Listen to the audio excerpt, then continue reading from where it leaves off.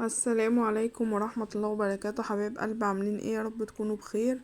اللهم صل وسلم وبارك على سيدنا محمد. ألا بذكر الله تطمئن القلوب. النهاردة بإذن الله يا ولاد بقى هنعمل ايه؟ يعني تدفئة الشتاء كده، حاجة جميلة قوي احنا بنحب ناكلها في الشتاء، وممكن نفطر بها عادي خالص. ايه ان شاء الله بإذن الله هوريكم الطريقة بتاعتي في عمايل البليلة. البليلة طبعا في ناس كتير قوي بتحبها. هوريكم الطريقة خطوة بخطوة ان شاء الله بإذن الله، ومكونين اتنين بس. هتاكلي احلى بليلة، بس خليكي معايا لاخر الفيديو ان شاء الله، وهتشوفي المكونين اللي انا ايه هحطهم فيها تخليها احلى بليلة هتاكلها في حياتك. نسمي الله كده. هنا طبعا معانا هي البليلة، انا غسلتها كويس قوي كذا مرة، ومثلا بتنقعيها بقى من بالليل، او يعني مثلا ممكن من المغرب كده لتاني يوم الصبح، عشان تستوي معاكي بسرعة وما تاخدش معاكي وقت. ماشي، انا هنا كده بقى ان شاء الله باذن الله حطيت اللبن على النار، طبعا لازم يغلي. وايه، وهنا بقى معلقه نشا بحطها على كوبايه، يعني اللبن كده، كيس اللبن او كيس اللبن مثلا بتفضيه، وبعد كده بتحطي فيه شويه ميه صغيرين، دي عشان خاطر ايه؟ تعملي بيها ال النشا، عشان ما ينفعش طبعا، انت عارفه ان انت ما ينفعش انت تحطي النشا ايه على ميه سخنه كده وتقلبيه، هتكلكع معاك، فبتتعمل على ميه برد. تمام كده. اللبن بقى هيغلى اهوت، وانا هاخد ايه البليله اللي انا عملتها ديت بالميه بتاعتها. الميه بتاعتها دي برضك سر من اسرار ان البليله تطلع معاكي ناجحه وكويسه.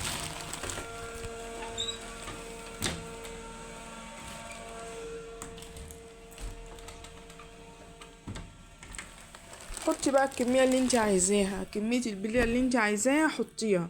عايزه مثلا البليله بتبقى كتير عن اللبن، عايزه اللبن يبقى كتير عن البليله، اللي انت عايزاه حسب رغبتك انت. هنا بقى ايه، لازم تسيبيها بقى ايه، طبعا هتحطي السكر وتسيبيها تاخد بقى وتدي مع نفسها كده، بس تبقي موطيه النار وتنيجي تقلبي عشان خاطر ايه ما تلزقش تحت. حطي بقى بردك السكر اللي انت عايزاه بردك حسب رغبتك برضه. اهم حاجه تسيبيها ايه شويه كده في اللبن، عشان طعم البليله تشرب من اللبن كده وتبقى طعمها جميل. طبعا لقيت البليله بقى يعني قليله شويه، فايه قلت إيه زودتها يعني شويه. وفي بردك لو انت عايزه مثلا تحطي فانيليا، الفانيليا بتديها طعم جميل قوي بردك، كأنك بتاكلي رز بلبن كده. هو كيسين بس ايه هتحطيهم، او حسب بردك ما انت عايزه، هي ما بتأثرش عليها في حاجه يعني، بالعكس بتدي طعم اجمل يعني. وهتنيني بقى اقلب فيها بقى، دي كانت حاجه شويه وقعوا كده، ايه قلت اما امسحهم على طول.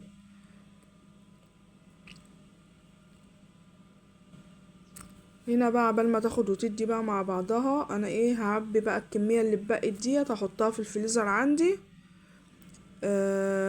طبعا الجو لما يبقى ساقع اوي بتبقى عايزه حاجه كده تدفيكي، تطلعي الكيس من الفريزر هيفك، وتقومي ايه عامله بقى جايبه كيلو اللبن او زي ما انت عايزه، وتعملي بقى وتطلعي الكيس وايه وتبقى جاهزه معاكي.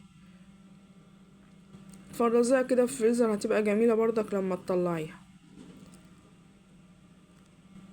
بقى البليله هنا بقى عماله ابص بقبق اهيت في قلب اللبن، عشان تستوي بقى يعني ايه تاخد من طعم اللبن كده، وانتي بتاكليها كده ما تحسيش بحاجه، يعني تبقى طعمها حلو كده في اللبن.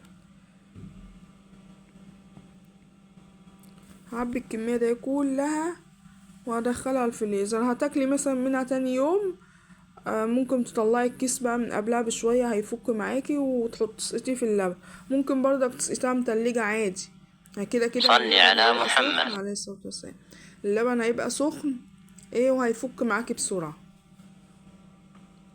هما هيجوا معايا تقريبا 5 اكياس، انا جايبه كيلو، كيلو غله بس. بتقولوا عليها كده عندكم ولا بتقولوا عليها ايه؟ يعني عندنا احنا بنقول عليها غله. كده بقى اللبن اهوت هيفور معايا اهيت. انا هحط بقى ايه النشا دلوقتي، هي معلقه نشا على المج اللي انت شايفاه ده، عشان ايه يعني ما تمسكش معاكي قوي، تبقى يعني هتبقى تقيلة بس مش تقيلة يعني قوي، مش زي الرز ابو لبن كده. طبعا السكر حسب الرغبة برضك، اللي انت عايزاه، الكمية اللي انت عايزاها مسكرة اوي ماشي، عايزاها يعني مظبوطة برضك ماشي، احنا بنحبها مظبوطة يعني. وبرضك ببقى جايبة السكر معايا، حد حب يحط عادي.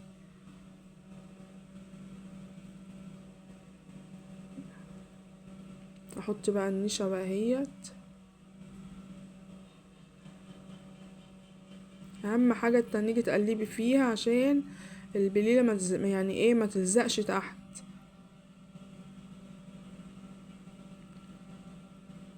لو وصلتوا يا اولاد لغاية هنا ما تنسوش تعملوا لي لايك، واللي ما اشتركش في القناة يشترك عشان القناة بتاعتي تكبر ان شاء الله باذن الله. واللايك طبعا بيدعمني وبيكبر القناة طبعا، انتوا عارفين. ربنا يرزقنا يا رب ويرزقكم بمال حلال ان شاء الله باذن الله. بقى دقيقتين اتنين بقى هخليها يعني ايه تغلي غلوتين اتنين كده، وندفع عليها وايه وتغرفيها بقى في الاطباق او في مجات او في كوبايات اللي انت عايزاه برضه. انا هغرفها ايه يعني هغرفها في اطباق، هسيبها برضك 5 برضك تاخد ايه يعني من طعم السكر برضك.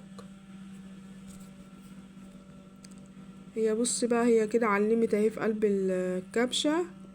هغرفها بقى بألف هنا وشفا على قلبكم، جربوها والله ما هتندموا، هتبقى طعمها حلو قوي وايه يعني حلوة بتدفي في الشتاء والله. اللي بيعملها بطريقة غير اللي انا بعملها بيها دي برضك يعرفني، نجربها برضك مع بعض.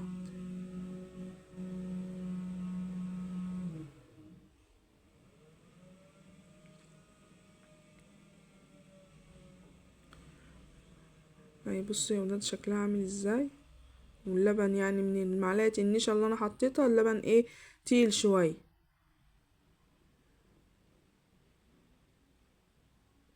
امبارح بصراحة كان الجو ساقع، فايه قلت اما اقوم كده بعدت جبت القمح دوت الغلة ديت وايه وسلقتها، وقلت ايه نعمل حاجة كده تدفينا كده واحنا قاعدين. طعمها جميل جميل جميل. الكيسين الفانيليا اللي انا حطيتهم برضك ادوها طعم حلو قوي. برضك لو عندك مكسرات برضك وعايزة تحطي في قلبها برضك حطي عادي. انا ما كانش متوفر عندي الا جوزة الهند وعليها سوداني، حطي فيها المكسرات اللي انت عايزاها، بتدي بالعكس والله بتدي طعم اجمل والله. وانا عندي جوزة الهند بس ايه حطيتها عليها كده. والفيديو بتاعي كده يا حبايب قلبي يكون خلص، ان شاء الله استنوني في فيديو جديد باذن الله. والسلام عليكم ورحمة الله وبركاته.